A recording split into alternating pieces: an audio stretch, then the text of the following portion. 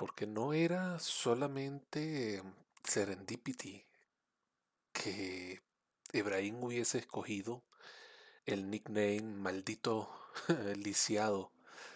Para él era un meme, una historia transmitida a través de una sola imagen, como usualmente le llegaban las historias a él, que después las iba reconstruyendo para las películas del Circus, que estoy por rebautizarlo el anfibioteatro, como era un anfiteatro subterráneo que estaba justo en el medio del alcantarillado para los filósofos más oscuros de la antigua Petare.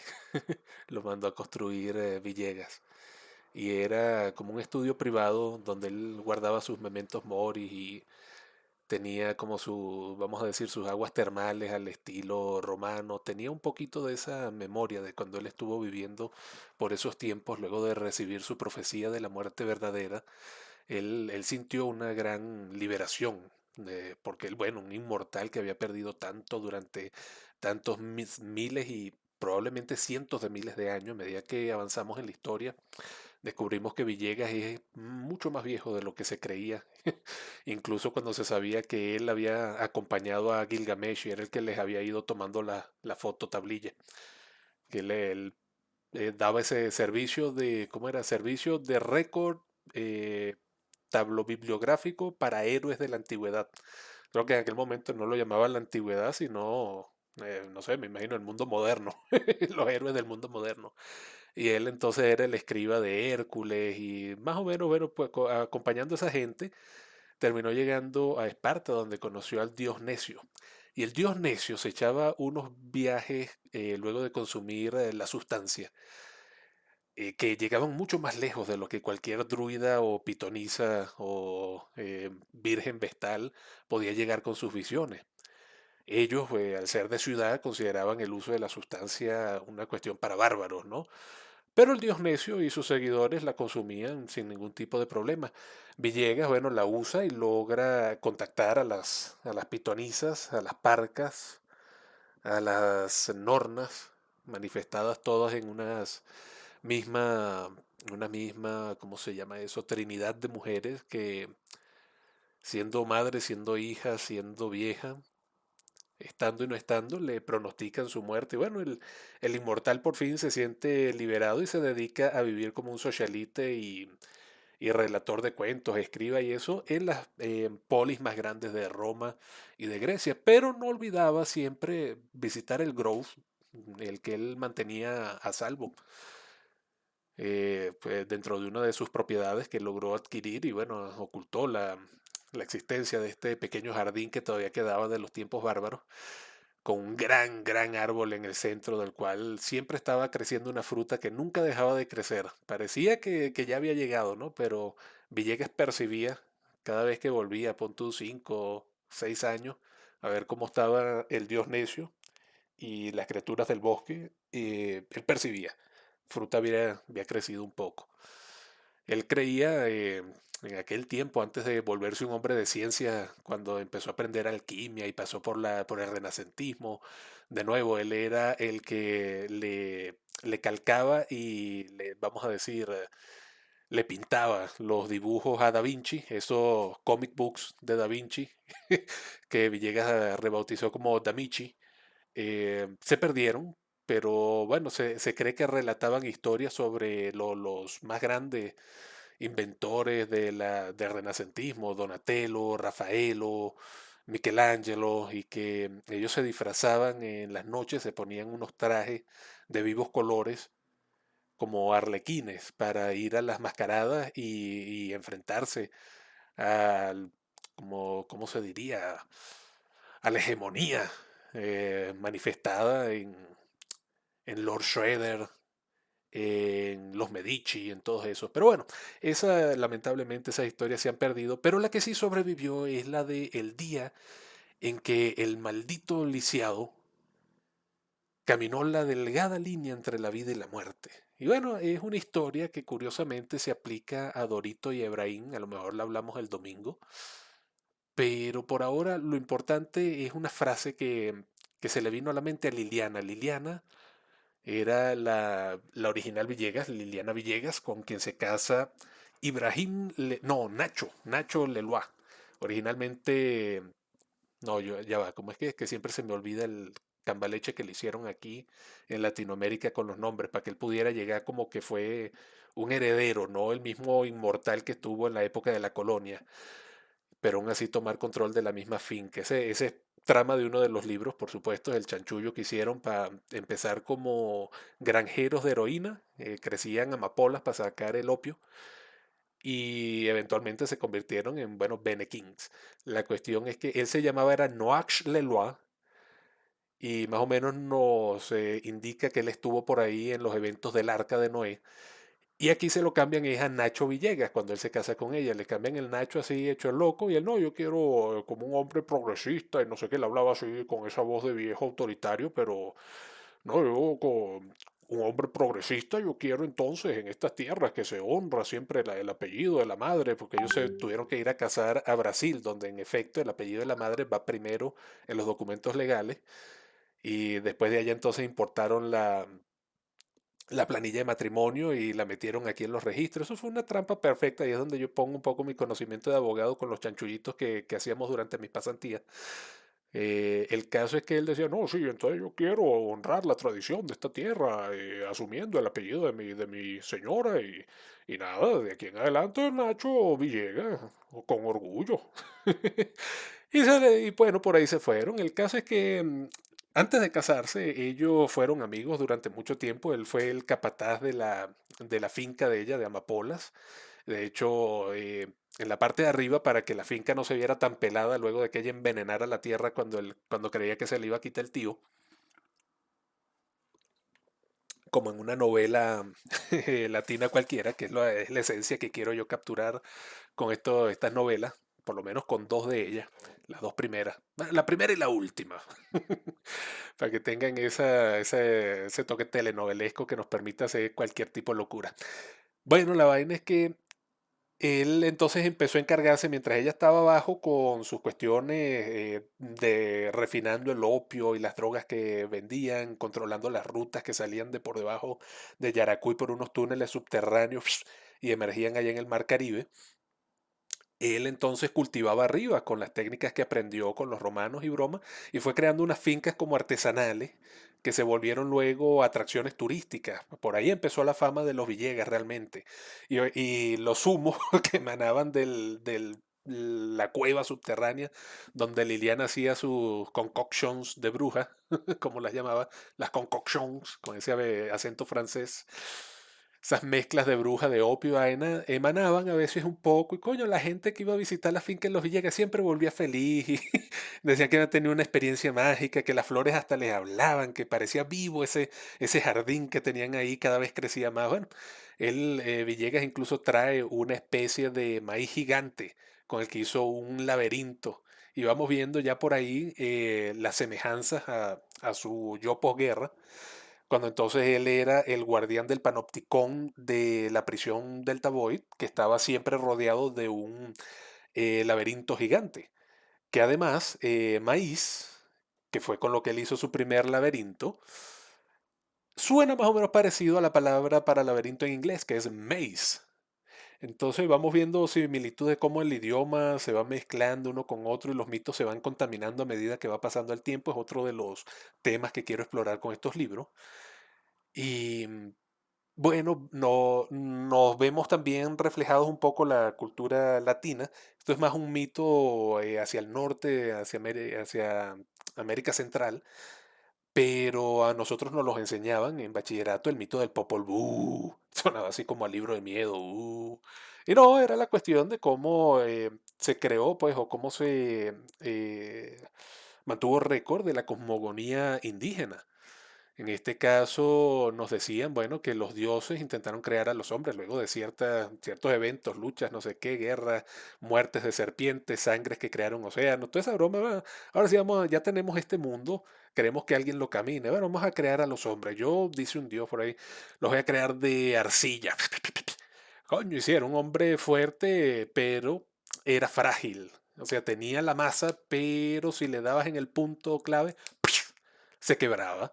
Y además era inflexible, no podía cambiar, le costaba moverse. Entonces se determinó que de arcilla no. De ahí tal vez con lo que sobró de la arcilla de ese Popol Vuh,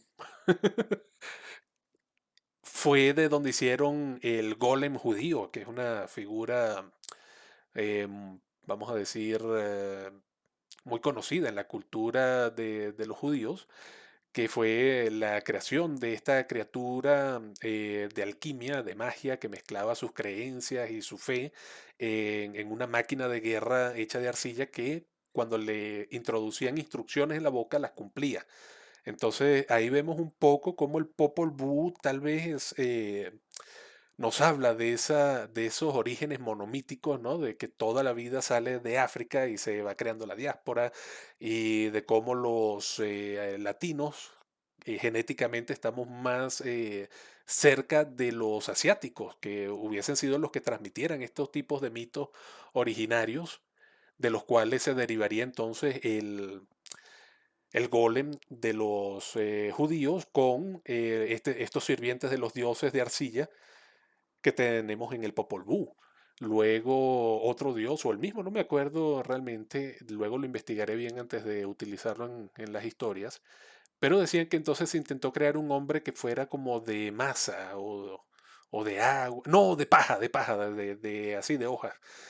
Y este sí era mucho más flexible, se llevaba bien en el sol, se regeneraba si le hacían daño, pero se prendía muy fácil en fuego y tenía también sus debilidades. El caso es que van explorando los elementos clásicos de la alquimia, básicamente aire, fuego, tierra y agua, y terminan decidiéndose por una fusión de todos, que es el maíz. Y dicen que entonces nosotros somos hombres que surgimos del maíz un día como semillitas, pero caímos y al crecer ya no fue una mata de maíz, sino un hombre, o no sé qué, si hubo otros procesos alquímicos antes de llegar a ese punto, pero entonces el maíz que surgía con el fuego ardiente del sol, con el agua nutritiva que le traía pues los nutrientes de la misma tierra, se los llevaba a las raíces, además le proveía de otros nutrientes que tal vez la tierra en un principio no tuviera, como el nitrógeno, la amonia, esas otras cosas. Y por supuesto el viento que entonces mantiene fresca la tierra, espanta los gusanos. Y ahí vamos viendo también entonces cómo este Popol Vuh, aparte de ser mito originario, era tal vez un manual para un padre irle enseñando al hijo que iba creciendo cómo encargarse de la tierra. Y esta clase de mitos, pues, que empezó a encontrar Villegas en esta nueva tierra, aprovechando la extensísima librería que tenía, biblioteca, perdón, o sí, librería, no sé, que tenía Liliana, leyendo estos mitos originarios que él cuando estuvo como conquistador y ni siquiera el idioma se interesó en aprender.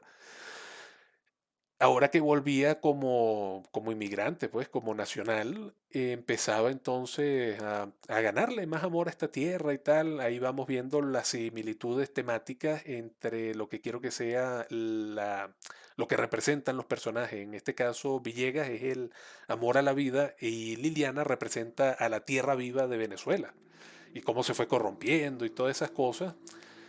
Em, en este caso, bueno, vemos ese amor que va surgiendo a partir de un encuentro intelectual y cultural, que yo creo que le da como un nacimiento orgánico a lo que se convertiría en la pareja, en el matrimonio más influyente de toda la saga Bene Kings hasta el cuarto libro.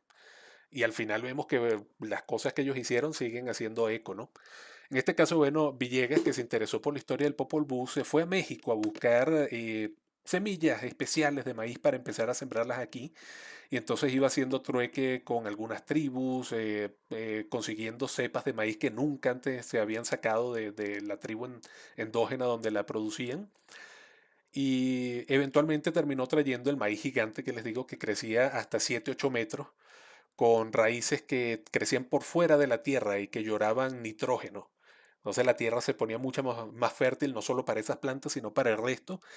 Y aprovechó Liliana y perfeccionó esa vaina para que esas maticas de amapola que estaba creciendo para su heroína, puf, eso se convirtieran en árboles de amapola. Te podrás imaginar lo poderosa que se volvió esta familia. Tenían el marketing y tenían el producto. El caso es que ahí vamos viendo entonces cómo Venezuela va emergiendo de una cuestión de guerra entre conquistadores, invasores, chanchullos legales a, bueno, una polis grande, una representación de un país que creció de sus raíces nativas de puras creencias y horticultura artesanal a los GMO, a la explotación de la industria, todas estas cosas. Metafóricamente, habrá quien lo entienda como yo lo quiero que lo entiendan, habrá quien no, habrá quien se ofende por alguna razón que yo aún no entiendo, pero a mí me gusta la metáfora que le estoy dando pues a esa relación entre capitalismo salvaje, comunismo y una patria perdida con las venas abiertas después de 500 años porque un conquistador la violó. También le lanzamos un poco de crítica ahí a las feminazis para que, para que se enamoren de Villegas, pero les pique. Pero bueno, volviendo entonces a uno de los muchos cuentos que Villegas le intercambiaría a Liliana. Él le decía que por cada libro que le dejara leer, que al principio recordemos, él era su capataz. Él estaba ahí, era como empleado y tal, no tenían realmente esa confianza, pero por la forma en que se encontraron, había como una deuda mutua. El caso es que él le decía que por cada libro que ella le dejara leer de su biblioteca, él le contaba una historia del viejo mundo, que era lo que nunca le habían permitido estudiar a ella, porque no, que eso era cultura blanca y no sé qué. Era la hija de una familia así medio de esas progres fastidiositas de la época, de esos que están teniendo hijos ahorita y para el 2020, que es la ambientación de este libro, para el 2020, no, para el 2040, ya más bien van a tener sus propios hijos y casi nietos. Se les lanza un poco a la generación Z y millennials allí, mostrándoles cómo es una familia progresista de verdad. Bueno, el caso es que ella, está bien, aceptaba el trato, le permitía que pasara, él buscaba entre los libros cuál más le interesaba, no sé qué, sacaba. Y bueno, le iba contando entonces algunas historias de las del Grove, cuando él vivió por allá en Romania, algunas se las cantaba en el idioma protogermánico, y a ella le daba pánico ese tipo de canciones, pero entonces él se las disfrazaba tal cual como cuentos de horror y más o menos estaba la cuestión ahí. Íbamos viendo también un paralelo entonces al que sería un heredero, mm, tal vez descendiente, no en sangre, pero en vínculo de Villegas, que es Dorito. El caso es que hubo un día en que Dorito casi mata a Efraín. Y Efraín quería que lo mataran. Imagínate, un pobre muchacho, todo turuleco, torcido, partido. De paso, entonces le dan el anuncio de que ya el sistema no va a aceptar niños de afuera, que eso ya se acabó, lo de la free de ball y las vainas, que cuando se podían ir a los 16 años, nada de eso. Y solamente con visa, y aún con visa, si tenían algún antecedente penal de cualquier tipo, no podían pasar y eso también evitaba que Dorito saliera. Entonces, se podrán imaginar, Dorito también andaba triste y además hubo todo un problema. En otro momento les cuento exactamente lo que decía la fábula, pero lo que importa es que en la batalla final del cuarto libro, cuarto, no, del tercero, hay un momento en que Liliana empieza a prestarle atención a los gorgorteos, esos gárgaras moribundas que estaba haciendo Ebrahim, que ella le envenena la mente y en ese momento, como él se había inyectado la tinta viva, estaba somatizando las vainas que le estaba metiendo ella en la cabeza y bueno, se estaba muriendo ahí como en el video que te mostré, Rubén, de los pasos prohibidos. El caso es que él estaba como un Morlock muriéndose, el maldito lisiado, así como el meme que Liliana le agarra odio en esa última batalla, por el coño madre se prueba como un verdadero líder militar e inspirador. Le recordaba un poquito ¿cómo es que se llamaba? A Raúl, el francés que llegó, francés comunista que la sedujo. El único hombre con el que le montó cachos a Villegas.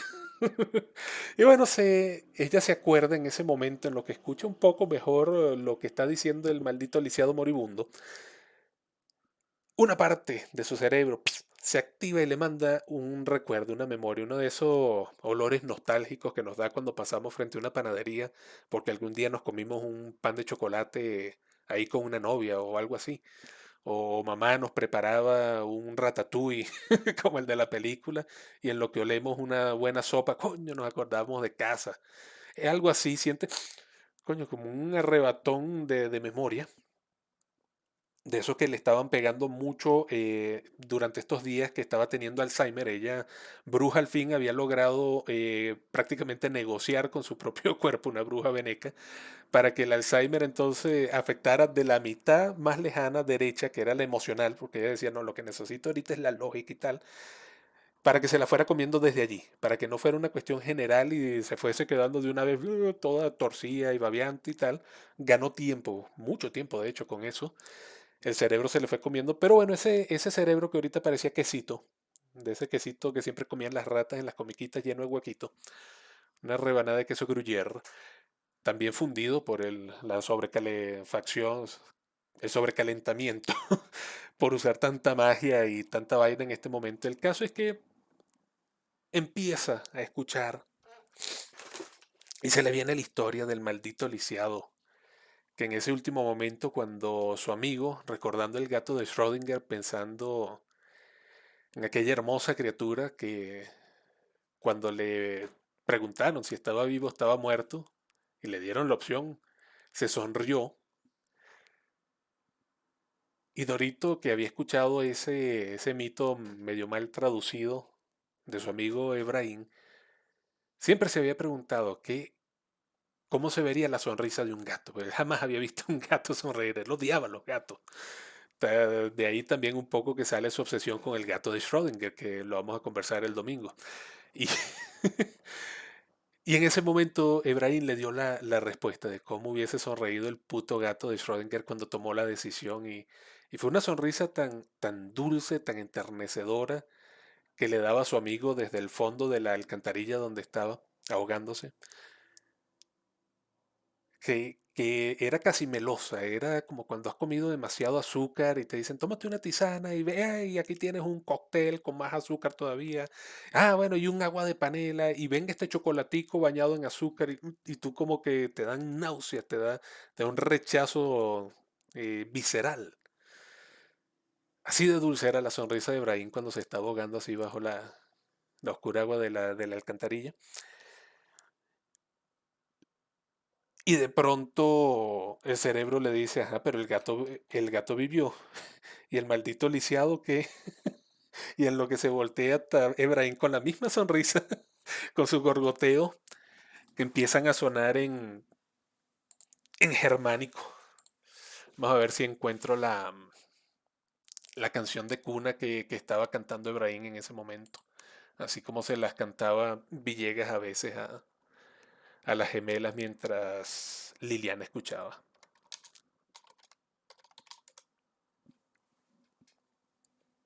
Aquí está. Y con eso terminamos esta alocución, este pequeño podcast experimental que me sirve luego para desarrollar los capítulos que estoy pensando. Esto en teoría serían unos 2 o 3 capítulos que narra por qué se cierra el acceso a la torre del sistema cuando Efraín y Dorito tenían 10, 12 años por ahí. Escuchen la magnífica canción de cuna que escucha Liliana en este momento, en un tono igualito al de las narraciones de terror del puto Villegas.